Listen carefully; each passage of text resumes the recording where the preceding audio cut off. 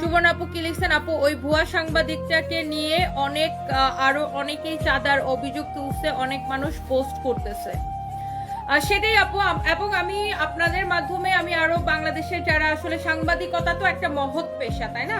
সাংবাদিকতা হচ্ছে মহৎ পেশা, এবং বাংলাদেশে যারা লাইসেন্সধারী সাংবাদিক আছেন বা যারা সাংবাদিক ভাইরা আছেন, আমি প্রত্যেককে অনুরোধ জানাবো যে এই ধরনের ফ্রড প্রতারকদের বিরুদ্ধে আপনারা সব সাংবাদিক ভাইরা রুখে দাঁড়ান। কারণ এই ধরনের ফ্রড প্রতারকদের জন্য আপনাদের সাংবাদিকতা পেশাকে এরা প্রশ্নবিদ্ধ করছে সমাজের কাছে, মানুষের কাছে। এরা সাংবাদিকতার নাম বিক্রি করে মানুষের কাছ থেকে চাঁদা দাবি করে, যার কিনা সাংবাদিকতার কোনো লাইসেন্স নাই। কোনো সাংবাদিক সংগঠন কি বলতে পারবে যে এই ফ্রড সংগঠনের সাংবাদিক? কোন সাংবাদিক সংগঠনের কিন্তু সে কোনো সাংবাদিক না, এবং তার কোনো পড়াশোনা নাই, তার কোনো এডুকেশনাল কোয়ালিফিকেশন। একটা সাংবাদিক হলে যে পড়াশোনা করা লাগে, তার কোনো এডুকেশনাল কোয়ালিফিকেশন নাই। সে সম্পূর্ণ একজন ফ্রড।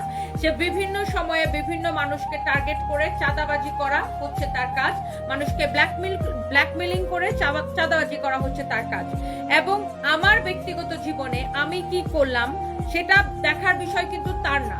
আমি যদি কোনো অপরাধ করে থাকি, সেক্ষেত্রে যার সাথে অপরাধ হবে সে বিষয়ে কমপ্লেন করতে পারে, কিন্তু আমার ব্যক্তিগত জীবনে কি হলো, আমি কয়টা বিয়ে করলাম বা করলাম না, সেটা দেখার দায়িত্ব কিন্তু তার না। আর এবং বিয়ে করাটা তো কোনো এমন তো না যে আমি একজনের ঘরণী হয়ে, একজনের সংসার করার অবস্থায় যে আরেকজনকে বিয়ে করে ফেলছি, ব্যাপারটা তো এমন না, তাই না?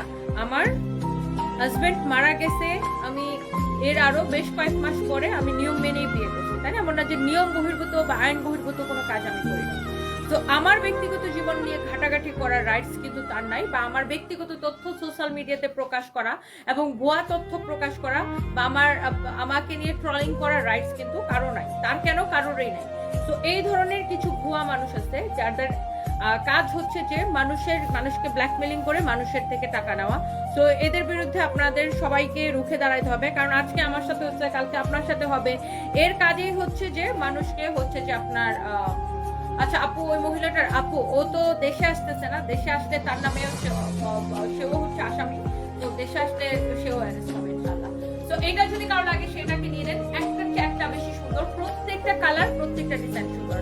এইগুলো আপনার এমব্রয়ডারি করা, সিকোয়েন্সের কাজ করা, ইউ ক্যান সি 590 টাকা। আপনার যতগুলো লাগে আপনি জাস্ট নিয়ে নেন, যত। আপু আমি এটা একটু দেখতেছি, আপু আমি এটা এখনই দেখতেছি। লতা আক্তার লিখেছেন, ভুয়া সাংবাদিকটাকে ধরাই দিয়েছে, খুশি হয়েছি, কালকে মসজিদে টাকা দিব। আলহামদুলিল্লাহ আপু, আসলে এই ধরনের অপরাধী যারা হচ্ছে যে মানুষকে ব্ল্যাকমেলিং করে টাকা চাঁদা দাবি করে, তাদের প্রত্যেককে আসলে আইনের আওতায় আনা উচিত, এবং এরা মানুষকে প্রচন্ড পেরেশানি করে। আচ্ছা, কারা কারা মেসেঞ্জারে রিপ্লাই পাচ্ছেন না আমাকে একটু কমেন্ট করেন, আমি দেখতেছি এখনই। আসলে হয়েছে কি যে আমরা এই মেলার অফারটা দেওয়ার পরে সবাই আসলে এত ধরেন করতেছে যে আপনার অর্ডার করতেছে যে আমাদের পেজে একটু লোড হয়ে গেছে, বাট তারপরে আমাদের পেজে কিন্তু কন্টিনিউয়াসলি রিপ্লাই চলতেছে।